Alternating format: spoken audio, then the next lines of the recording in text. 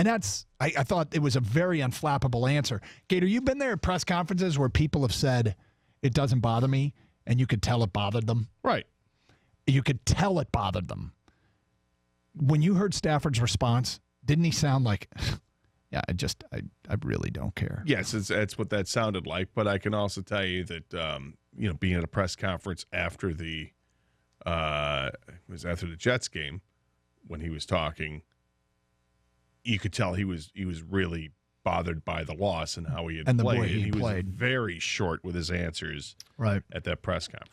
So that criticism of Boomer Esiason of Stafford, obviously he also said Patricia needs to hold him accountable.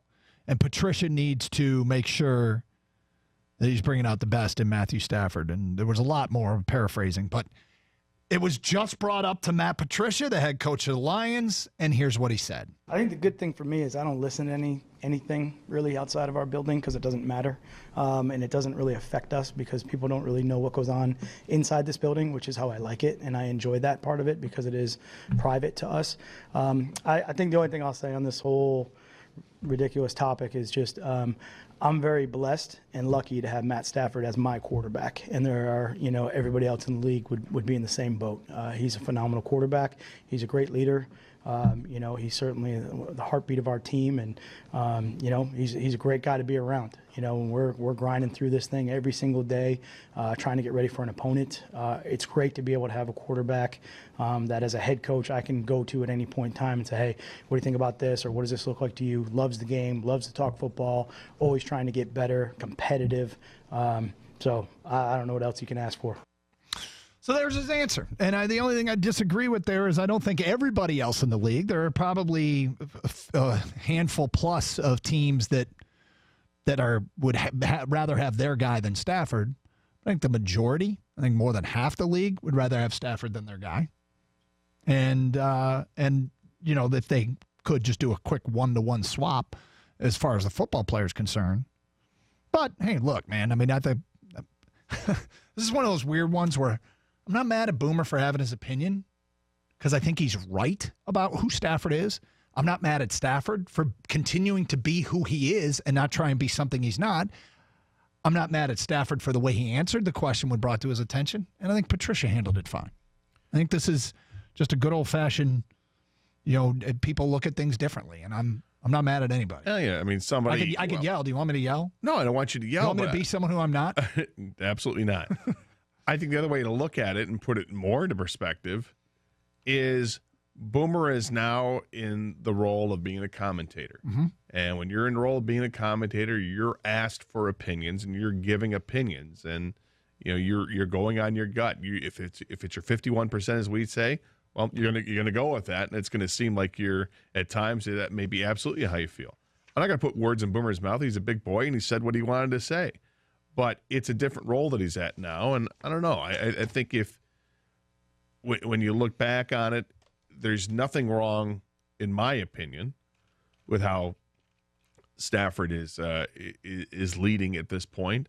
I think he needs to play better and more consistently, and I think he's done that the last couple of games. And I think he's accountable, and that's what's most important. If you're accountable, you can have leadership. If you're not accountable, you can never lead. And I've never heard players come out and of teammates of Stafford's on the offensive side of the ball come out and be overly critical of things that he's done. Somebody mentioned earlier that Nate Burleson, who works on the desk on CBS has probably talked to Boomer.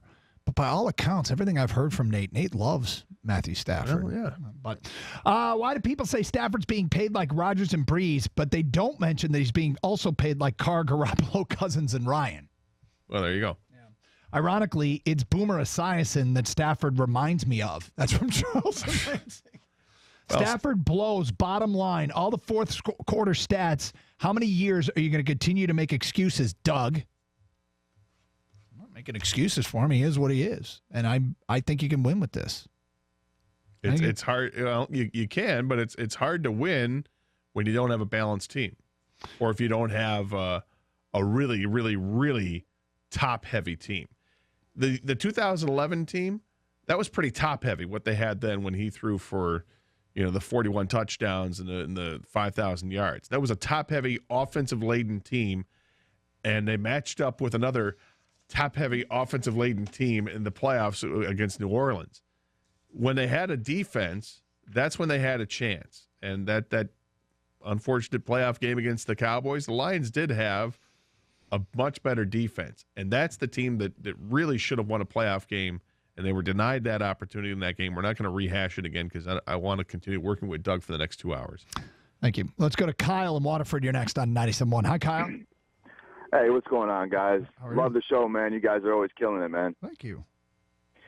So I'm calling to touch base on this Ebron thing. No one's talking about it much. I don't know. I haven't heard on the ticket per se, but they were trying to get Gronk allegedly, and they were freeing up money, and that's kind of what happened at tight end spot is we were shipping out, Ebron to try to bring in Gronkowski, and Gronk refused the deal and said he wouldn't come here. He'd retire if they went through and traded him over here to us.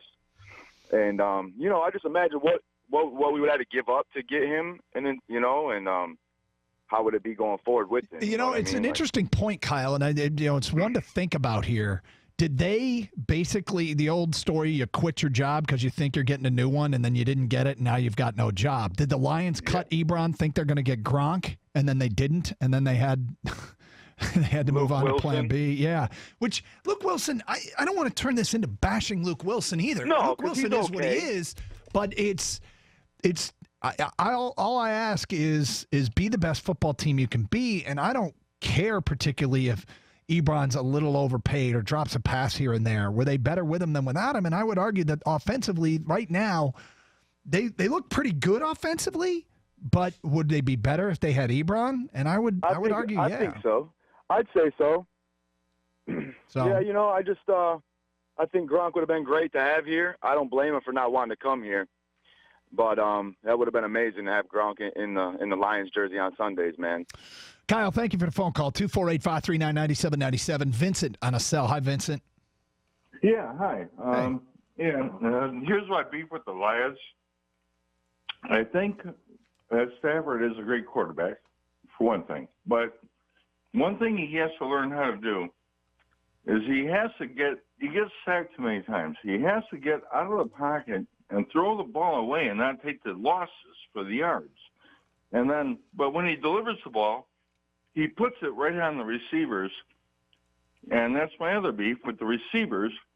They've been catching footballs all their lives. They're the best of the best. All right, Vincent. To get to the pros. Vincent, do you know how many times Matthew Stafford's been sacked this year? No, I don't have that number at my hand. The number one team that's given up the most sacks is Buffalo. Their quarterbacks have been sacked 21 times. Okay. The team that's been sacked the least are the Rams and the Chiefs. They've been sacked 5 times. Where do you think Stafford ranks in between there? You got a range between 5 and 21. What I see is what I see on TV when he gets sacked. Right. So between 5 and 21. Where do you think it is? I'm thinking that he hangs onto the ball too long. He's right. Between 5 and 21. Where do you think it is?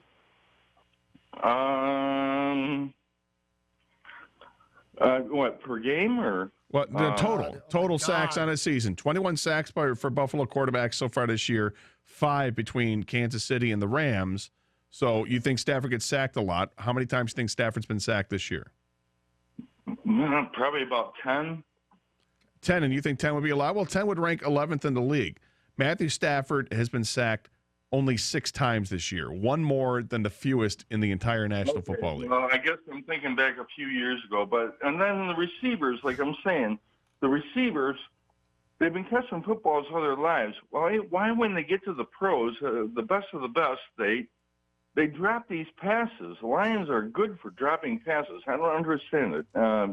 When Stafford does deliver the ball, he puts it right on their hands, and they drop it. Do you think the problem with the Lions is the offense or the defense?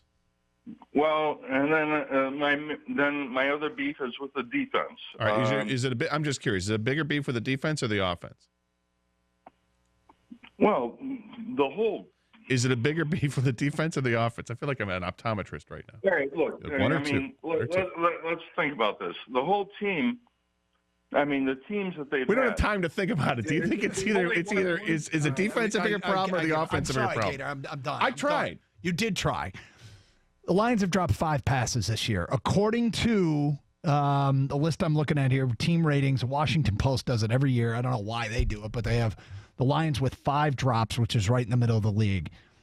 Sacks, not the problem. Sacks allowed are not the problem. No. Drop passes are not the problem. How's the defense? Defense is horrific against the run. They're okay against the pass. I think it's a little misleading because teams can run it against Detroit. We'll get to more of your phone calls. I think my man just described his problems with the Lions in 2015 or something. We'll get to more of your phone calls. Also, the Lions beat Green Bay. Our predictions coming up today at 12:20. 97.1 The Ticket.